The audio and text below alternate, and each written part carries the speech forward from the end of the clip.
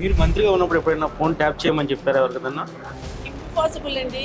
అధికారుల ప్రమేయం లేదు, కింద ఎవరిది లేదు. ఓన్లీ హరీష్ రావు గారిది, కేటీఆర్ గారిది ప్రమేయం ఉంది. సరే, ఈ రోజు ఎందుకు కేటీఆర్ గారికి నోటీసులు ఇచ్చారని ఉదయం నుండి నేను ఆలోచిస్తున్నాను. ముఖ్యమంత్రి గారు దావోస్ వెళ్ళారు కదా. దావోస్లో పెట్టుబడులు రాకపోతే మీ నాయకుడికి ప్రచారం కల్పిస్తారా రేవంత్ రెడ్డి? దాంతోపాటు బీఆర్ఎస్ పార్టీ మాజీ మంత్రి సబితా ఇంద్రారెడ్డి గారు మాట్లాడదాం. మరి ఏంటి ఈ గందరగోళం ఏంటి? ట్యాపింగ్ వ్యవహారంలో ఒక పక్క హరీష్ రావు గారి తర్వాత కేటీఆర్ గారిని పిలిచారు. ఎందుకు నిజాలు చెప్పట్లేదా? ఎంత అడిగినా మీ పార్టీ నేతలు, లేదంటే వీళ్ళు కావాలని టార్గెట్ చేస్తున్నారా? 2 సంవత్సరాలని రాష్ట్రంలో ఏం జరుగుతుంది? గతంలో కేసీఆర్ గారు చేసిన 10 సంవత్సరాల అభివృద్ధిని జీరో చూపించాలనే ప్రయత్నం రాష్ట్ర ప్రభుత్వం, రాష్ట్ర ముఖ్యమంత్రి గారు చేస్తూ ఉన్నారు. 1, 2 కాదు. మొదట్లో అప్పులు చేశారని ప్రపగండా మొదలుపెట్టారు.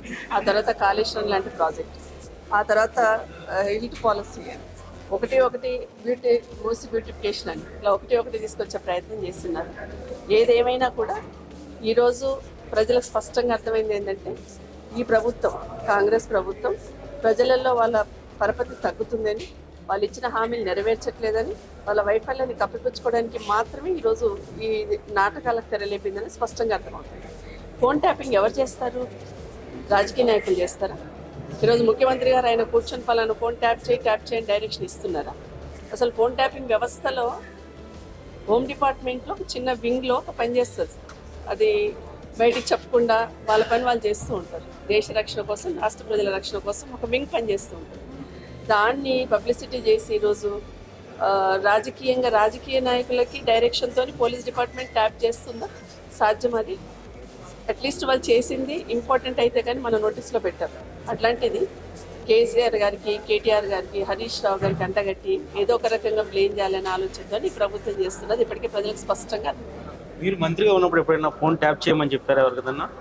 ఇంపాసిబుల్ అండి, ఇంపాసిబుల్. ఎందుకంటే ఆ వింగ్ వేరే ఉంటుంది. ఆ వింగ్ వాళ్ళ పని వాళ్ళు చేసుకుంటూ ఉంటారు. ఒక్కొక్క వింగ్ ఒక రకంగా పనిచేస్తుంటుంది. అందులో వాళ్ళ ఇష్టానుసారంగా కూడా ఫోన్ ట్యాప్ చేయడానికి వీల్లేదు. పైన అధికారులు ఆదేశిస్తేనే, వాళ్ళు పర్మిషన్ ఇస్తేనే చేయడానికి అవకాశం ఉంటుంది ఏదన్నా. మరి ఈరోజు అధికారుల ప్రమేయం లేదు, కింద ఎవరిది లేదు. ఓన్లీ హరీష్ రావు గారిది, కేటీఆర్ గారిది ప్రమేయం ఉంది. ఒకటి స్పష్టంగా అర్థమైంది ప్రజలకు ఏంటంటే, మొన్న సింగరేణి బొగ్గుకు సంబంధించిన కుంభకోణం ఏదైతే హరీష్ రావు గారు మాట్లాడారో దాని విషయాన్ని డైవర్ట్ చేయడానికి రేవంత్ రెడ్డి గారు హరీష్ రావు గారికి నోటీసులు, ఆ రోజే అనుకున్నాం మేము, సాయంత్రం ఏదో ఒకటి చేస్తారు చూడండి అని నోటీసులు వచ్చినాయి. సరే, ఈ రోజు ఎందుకు కేటీఆర్ గారికి నోటీసులు ఇచ్చారని ఉదయం నుండి నేను ఆలోచిస్తున్నాను. ముఖ్యమంత్రి గారు దావోస్ వెళ్ళారు కదా, అక్కడ పెట్టుబడులు ఏం రాలేదు. ఆ డిస్కషన్ డైవర్ట్ చేయడానికి కేటీఆర్ గారికి నోటీస్ ఇచ్చారని నాకు అర్థమైంది. దావోస్లో పెట్టుబడులు రాకపోతే మీ నాయకుడికి ప్రచారం కల్పిస్తారా రేవంత్ రెడ్డి? ప్రచారం అనుకుంటలేడు ఆయన.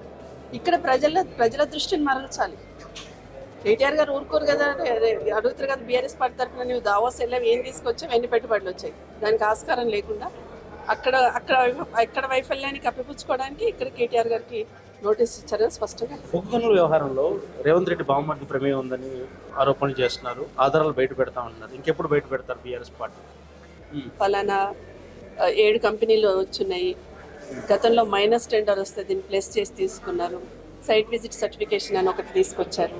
ఇది అసలు ఎక్కడ లేదు దేశంలో అని చెప్పి స్పష్టమైన ఆధారాలు ఇచ్చినప్పుడు, చెప్తున్నప్పుడు ప్రభుత్వం నుండి ఏదైనా రెస్పాన్స్ వస్తుంది అనుకున్నాం. దాని వివరణ ఇస్తారు అనుకున్నాం. అక్కడ సమాధానం లేదు, దొరికిపోయామని ఆందోళన, వాటి డైవర్షన్ కోసం మీరు చేస్తాం. విచారణలో ఏం జరుగుతుందండి? ఒక రకంగా సజ్జనార్ ఒక స్టేట్మెంట్ ఇస్తున్నాడు, విచారణ అయిపోయిన తర్వాత మీరు చూశారు. ఇక్కడ హరీష్ రావు గారు కానీ, కేటీఆర్ గారు విచారణలో అక్కడ ఏం లేదు, అంతా కూడా డమ్మీ వ్యవహారం అని వీళ్ళు అంటున్నారు. అసలు ఏంటి గందరగోళం గురి చేస్తున్నారు ప్రజల్ని? చెప్పారు కదా, విచారణలో ఏం లేదని. విచారణ ఎదుర్కొన్న హరీష్ రావు గారే చెప్పారు, విచారణలో ఏమీ లేదు. గంట సేపు మాట్లాడితే 4 గంటలు బయట పోయి మాట్లాడి వస్తున్నారు. బయట వాళ్ళు ఇచ్చిన డైరెక్షన్ తీసుకొని వచ్చి మళ్ళీ మాట్లాడుతున్నారని స్పష్టంగా చెప్పారు. అక్కడ ఏముంటుంది? ఇప్పుడు హరీష్ రావు గారు ఫోన్ ట్యాప్ చేయించారు, కేటీఆర్ గారు ఫోన్ ట్యాప్ చేయించారంటే మరి ఆ పర్మిషన్ ఇచ్చిన అధికారి ఎవరో తెలవాలి కదా. పైన ఉన్నతాధికారి ఎవరో ఒకరు పర్మిషన్ ఇవ్వకుండా అయితే ఫోన్ ట్యాప్ చేయరు కదా కింద.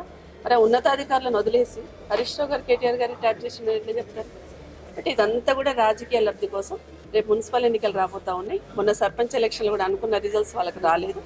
సింబల్ మీద వెళ్తే ఎలక్షన్లో ఈరోజు వాళ్ళు తప్పకుండా చావుదెబ్బ కొడతారు ప్రజలు. వాళ్ళకి దాన్ని తప్పించుకోవడానికి ఈరోజు ఈ ట్యాపింగ్ అనేది తీసుకొచ్చారు.